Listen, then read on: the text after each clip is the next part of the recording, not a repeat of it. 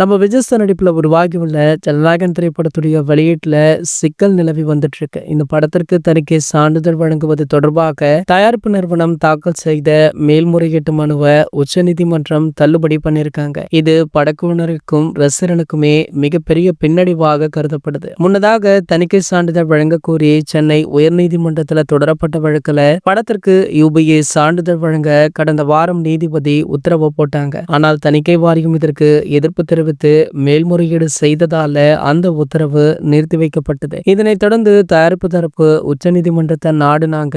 மனுவை விசாரித்த உச்சநீதிமன்ற நீதிபதிகள் இந்த விவகாரத்துல உச்சநீதிமன்றம் தலையிட வேண்டிய அவசியமில்லை, உயர்நீதிமன்றமே முழுமையாக விசாரணை நடத்தி முடிவெடுக்கட்டும் அப்படின்னு சொல்லி அந்த மனுவை தள்ளுபடி பண்ணியிருக்காங்க.